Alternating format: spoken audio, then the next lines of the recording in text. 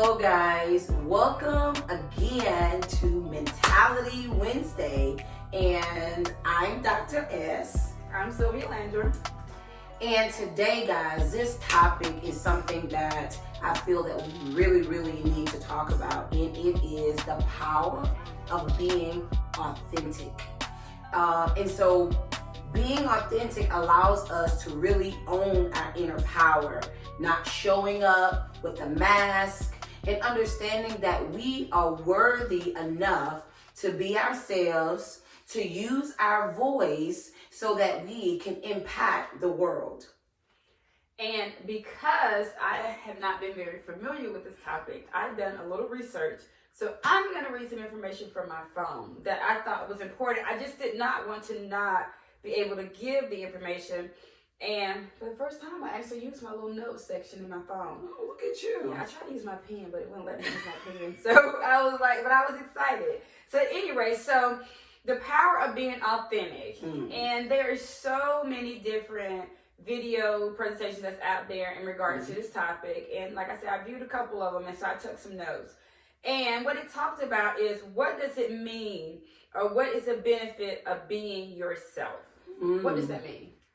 Being yourself?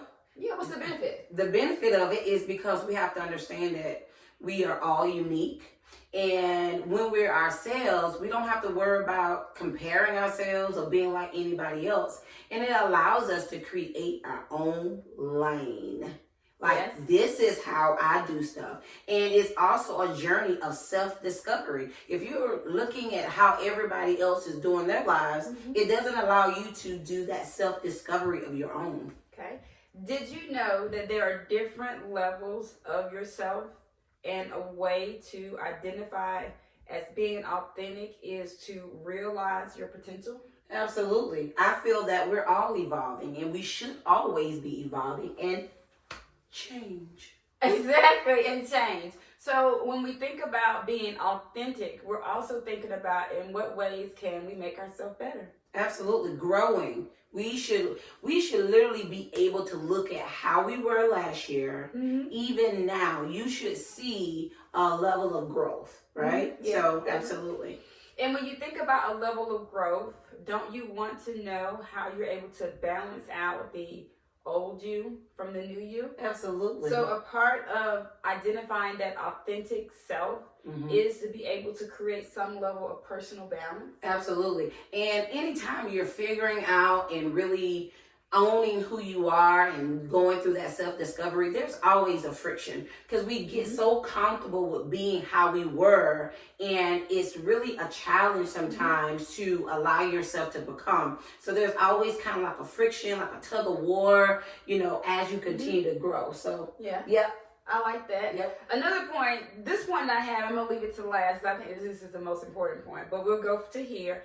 And in the past couple of weeks, we've been doing a lot of talk about self-esteem. We have been. And being authentic also means that you're able to separate what other people think about you from what you think about yourself. So what you think you are and what others think that you are. Absolutely. And if we don't allow ourselves to really take time, I'm all about meditation, stillness, time with self, definitely connecting with the divine, with God.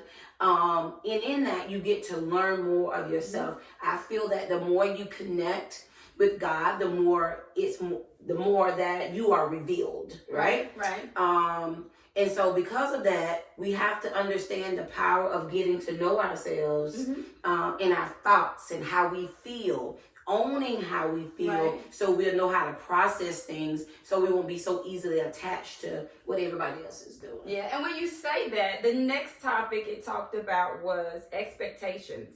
It's letting go of expectations and focusing on things that you can control. Absolutely, because I have this big thing, and I always share this with my clients.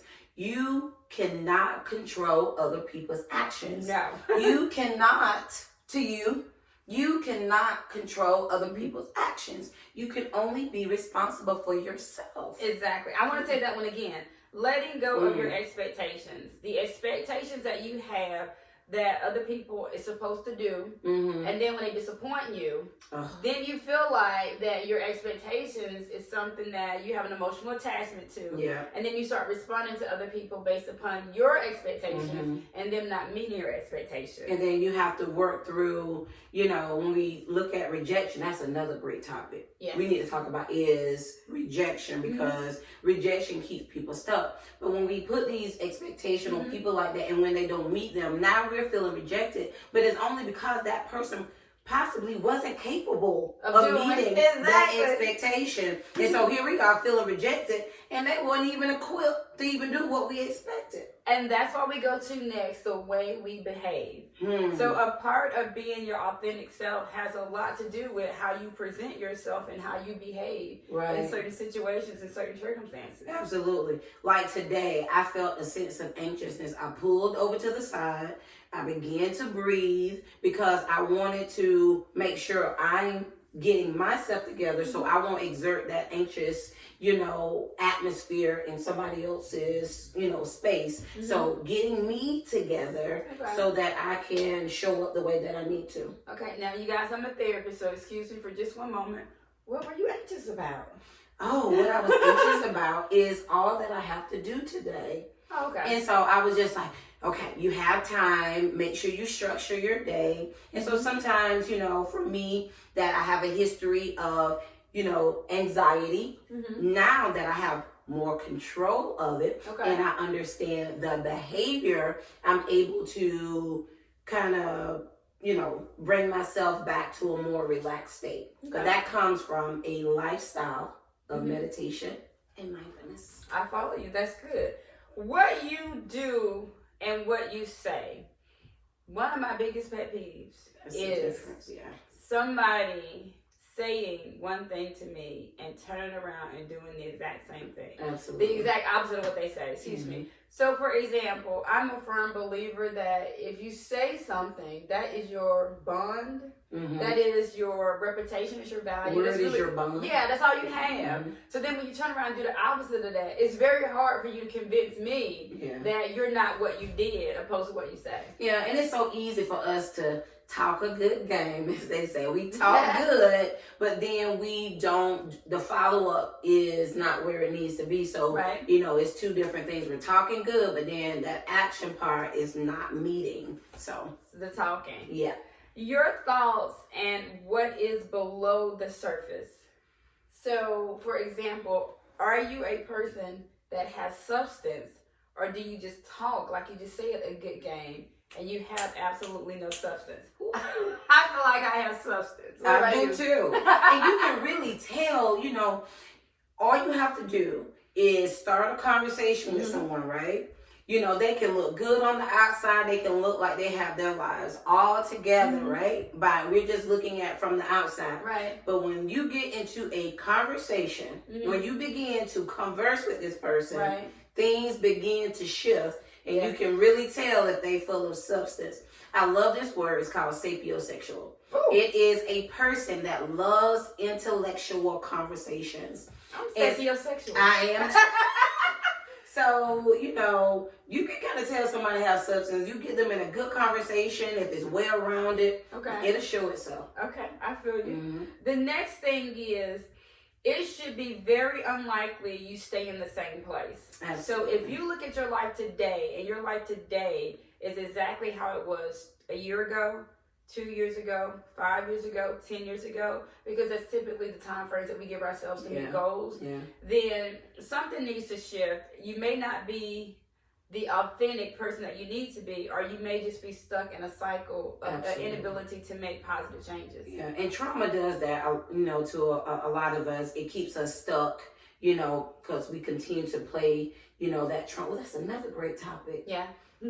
So we up to 2 already just by conversing. So trauma is another one, but that's another thing that keeps us stuck and not allowing ourselves to evolve. Okay, now this is the exercise that you can do for yourself. The first thing is write down, what do you really like about yourself? And Dr. S, start thinking about what do you really like about yourself, because I'm going to come to you and I'm going to ask. The second thing is, what are your strengths and what are your weaknesses? What are your strengths? What are your weaknesses? And the third thing will be what motivates you. And so for me, one of the things that I like about myself is that I'm the type of person I feel, and most people will say this about me too, is that I can get along with just about anybody in any situation. So I'm not that person that will be difficult or hard to please. So if I'm with a group of friends and we're talking about what restaurant to go, I'm not going to be the one to be like, okay, well, I want to go here, I want to go there. I will go along with whatever someone else is doing. Even if it's a restaurant I don't like, I would try it. You know, but I will always be the one to keep that level of balance. Yeah.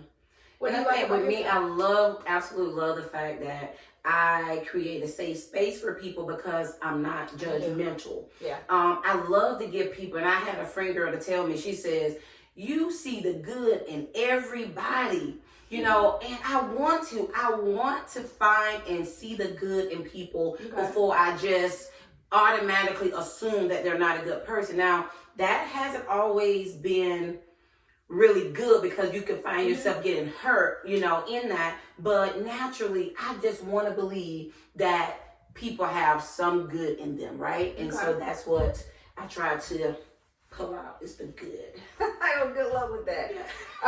Next thing is you have to be at peace with who you are.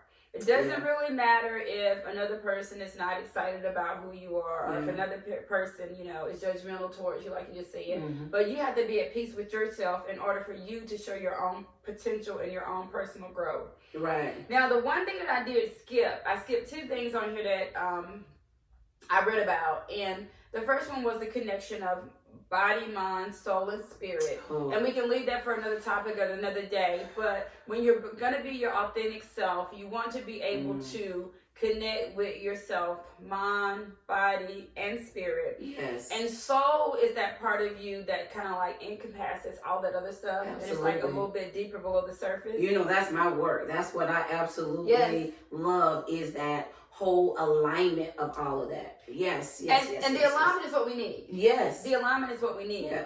But today we have something special for you. Oh, I didn't even know about this. What is it? We have a homework assignment. Oh, okay. We have a homework assignment. Anytime I do therapy and anytime we're processing different things in therapy, we always talk about homework assignments and what's the takeaway. Oh, that's good. And so today we have a homework assignment for you all.